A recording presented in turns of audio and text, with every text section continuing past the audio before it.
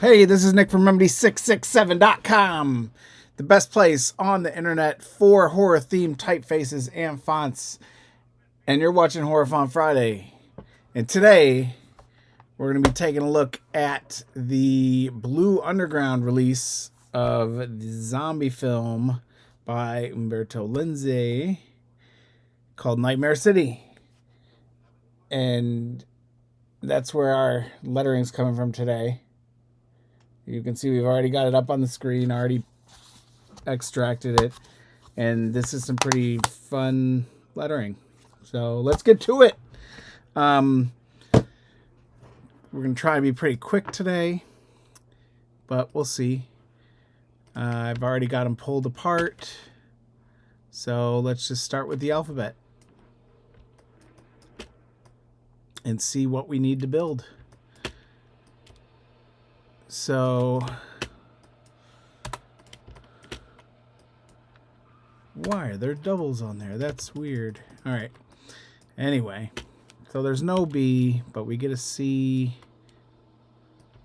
We got a G this time. That's pretty wild. That like never happens. And it's interesting too, because so we get a G, and you see how I normally build these out. I'll use the C to make the G, but you can see the C and the G here are from different parents. You can also see there's a little bit of unevenness in the baseline here, or with the way these are kind of put together. And it's definitely handwritten because this T's different. I don't need to tell you any of this.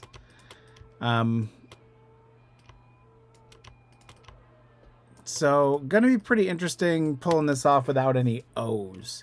So our C is gonna have to serve as our, essentially like our circle shape. If you ever hear people say like in a typeface or in an alphabet of letters, there's squares and circles and triangles, and that's kind of how they try to explain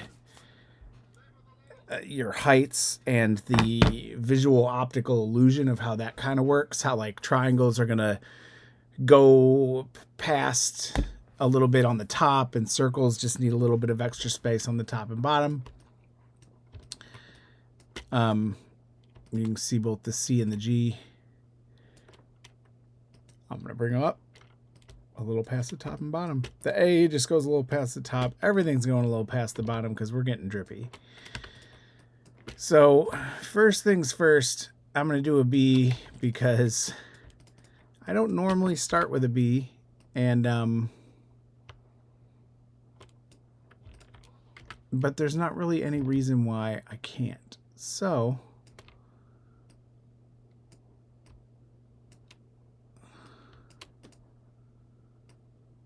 whoops.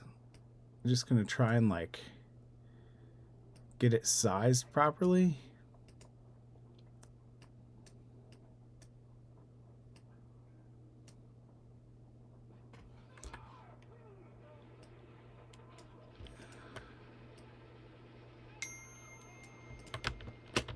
For what it's worth. Oh, and sorry, I may have to... I'm expecting not a call. I'm expecting a Zoom meeting. But I don't know what time. So at some random time, I may have to... There's going to be a weird pause, I guess.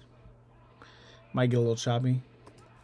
Alright, so there's also not a D. This B is definitely one for the books, huh?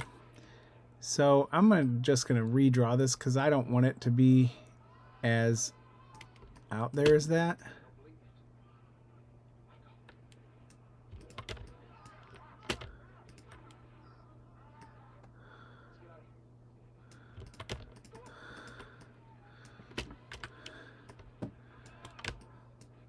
Gonna need an F.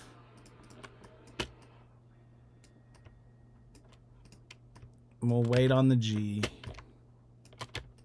But definitely gonna get the F and the L going.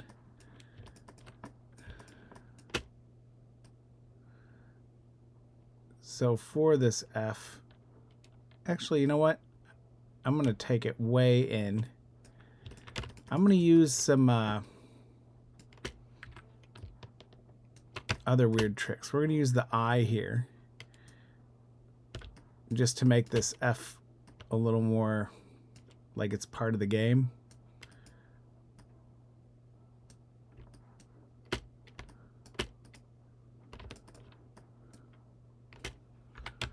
And probably gonna move this drip.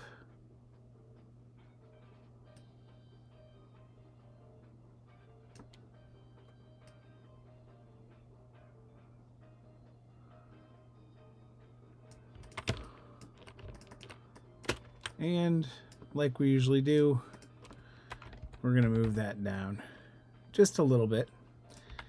And I think I might even bring it in just a tiny bit.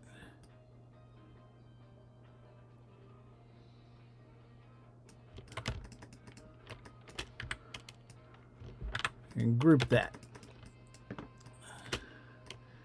And that gives us a good setup right into our EFGHI. And that even has some nice variation that you wouldn't normally get in that F, that you wouldn't normally get when you do it the way I normally work. I don't know, for whatever that's worth. I want that to run right up to there. I'm going to keep that one, that little outlier.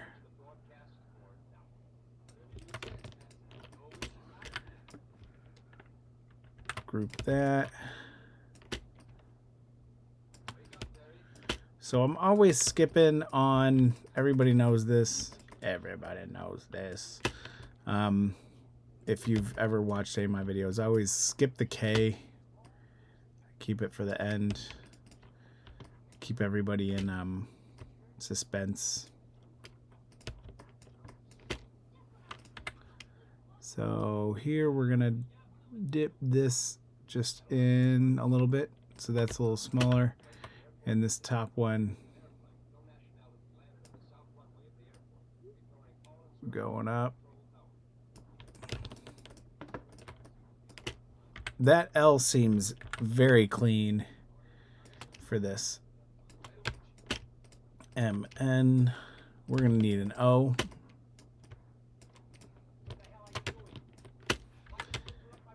I'm gonna bring the P in real quick.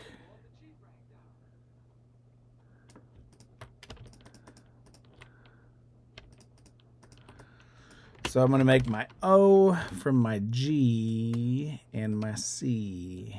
And I'm gonna say G and C differently. Whoops, I don't want to rotate that. I want to reflect this.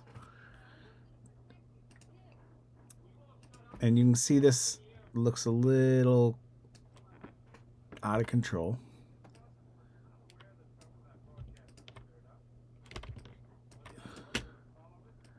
So the top of that, I just want it to evenly match up with the G and cut that little excess off.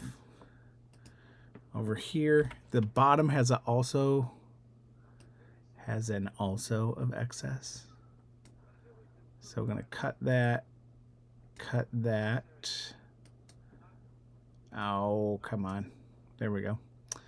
I'm gonna bring this out a little bit, and that's gonna give us an O, which will also give us a recipe for our Q right here.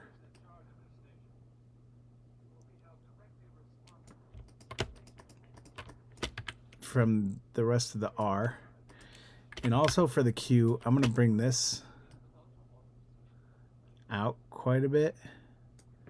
It's going to be covered a lot in there anyway, but Just helps it have a little bit more variation from the O.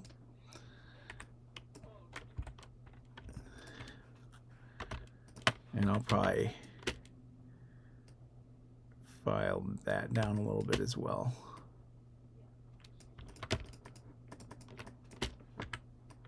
And group that.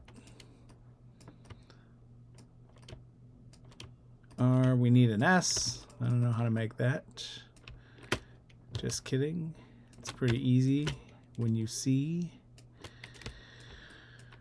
So we're going to just cut the C right in half and transform, reflect the bottom.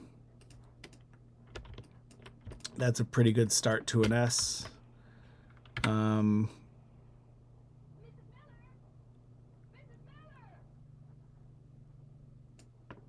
I don't think Mrs. Miller's listening to that lady.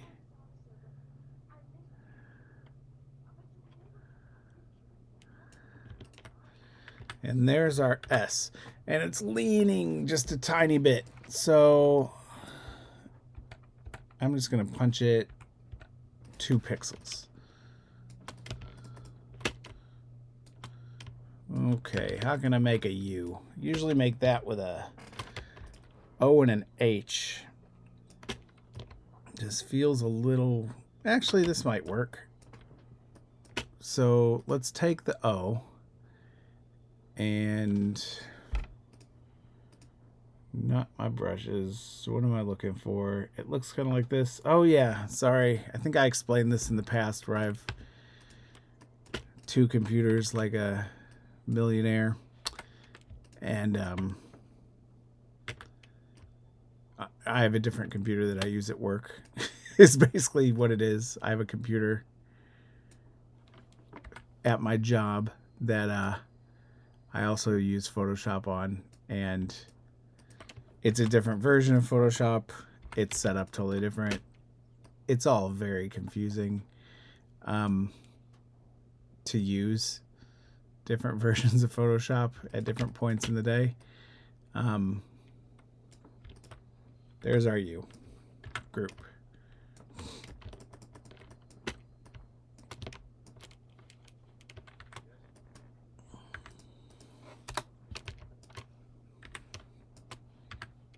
I'm going to make this X nice and early here.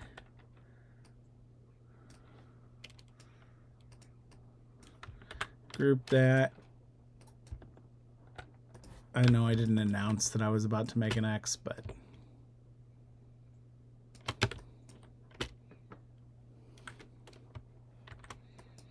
I think we all saw it coming.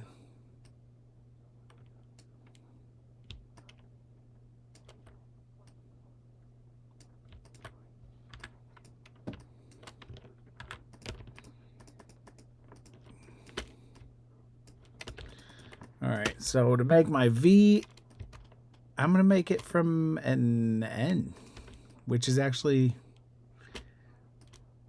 probably not a great idea since I'm going to use the N to make the W. Let's make it from the M.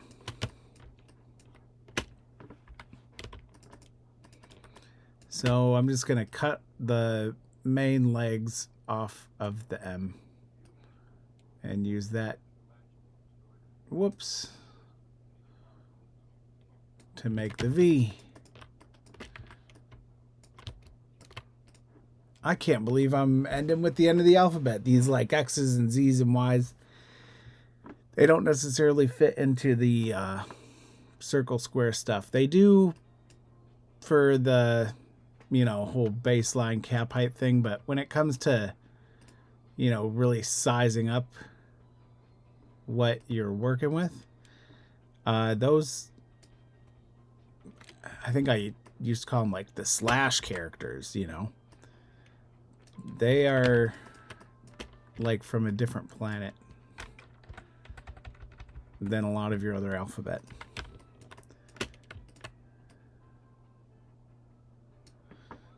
Looks like we're at about 15 minutes here almost, which means most of the viewers probably dropped out by now.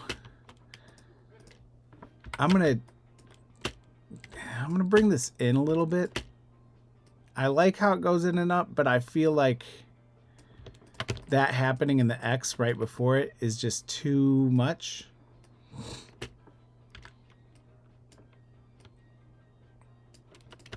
Let's go ahead and make our K. Normally I'd say we could do that from the X, but I think with this nice easy one, we're gonna go with the R and the Y to build the K.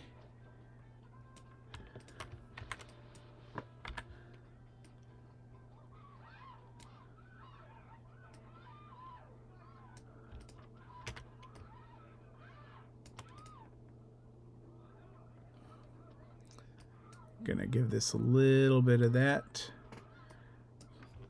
group.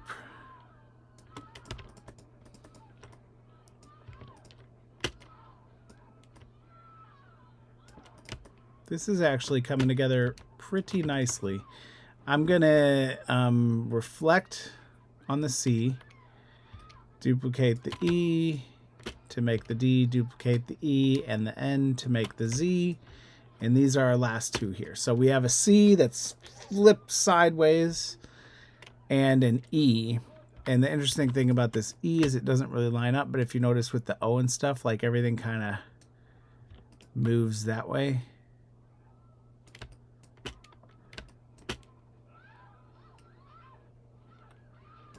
Just going to cut that up there. That's our D. Like it.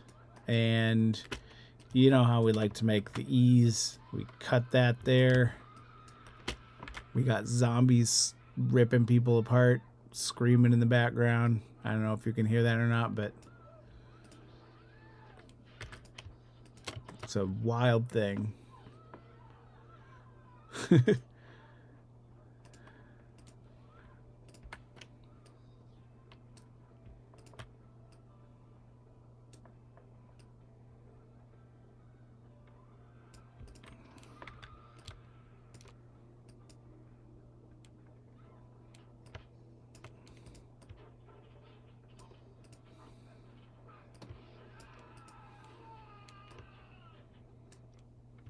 That guy did not sound like he was having a good day. Group that, and that's a weird Z, but I think it totally works with this piece of lettering. And then I think, what have we been doing lately? We've been doing the, at the end of this, we do our bit of punctuation that will require the I and the S. I like to Pathfinder merge that S so it's an actual S shape and reflect it. I just want to duplicate the I, and I'm going to do two things with the I here.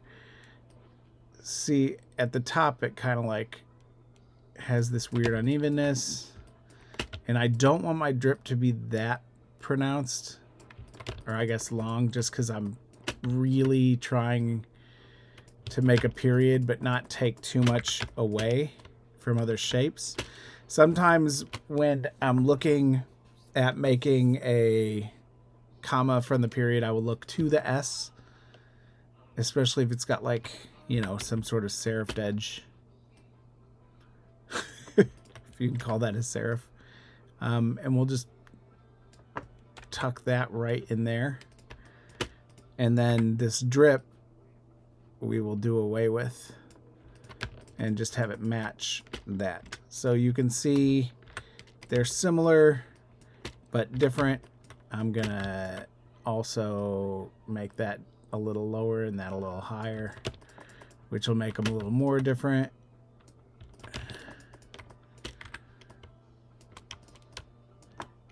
Beautiful. Duplicate those, take that up to about the halfway point, a little less.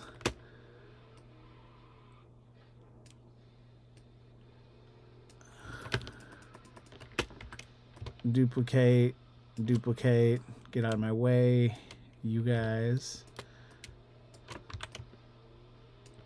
Big old, whatever that's called, bullet.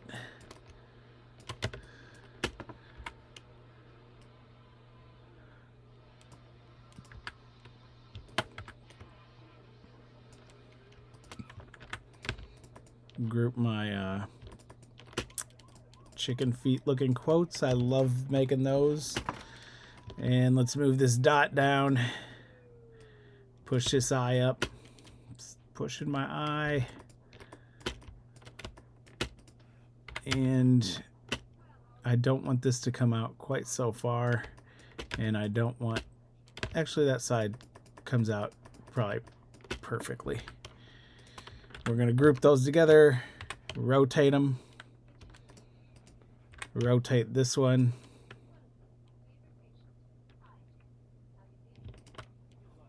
And rotate that one. Wow, look at that. Huh?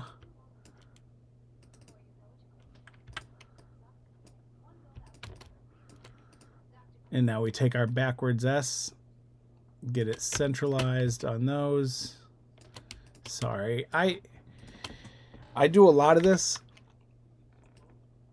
because I just kind of make these for fun a lot. I'll do a lot of it just kind of like on top of each other, and it's kind of hard to see what I'm doing, like right there.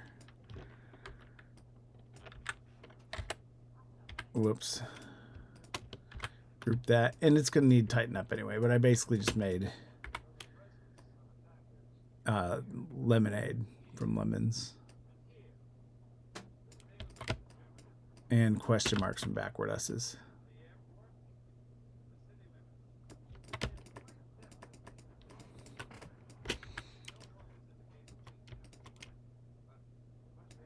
And there we go. There's some punctuation.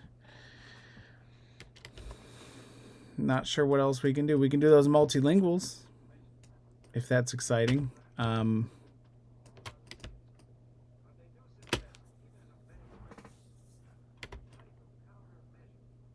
Those are a weird one. I don't normally do the S set in there, but I guess the S set and the tilde are probably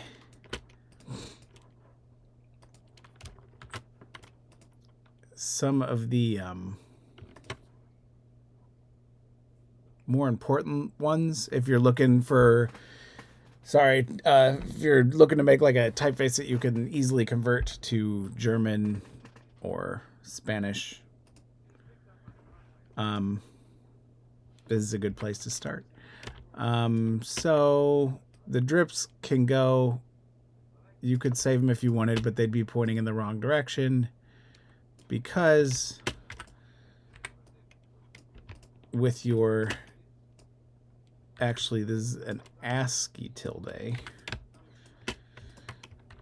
but with your ASCII tilde,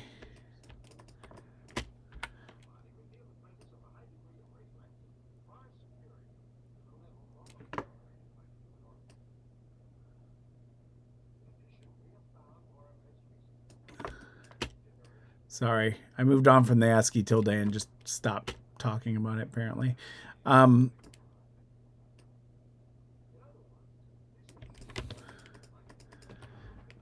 But your actual tilde that we will put on the N is going to be a bit smaller, and you're also going to need, whoops, umlauts for German.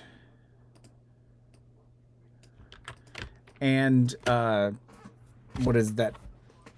Superscript A.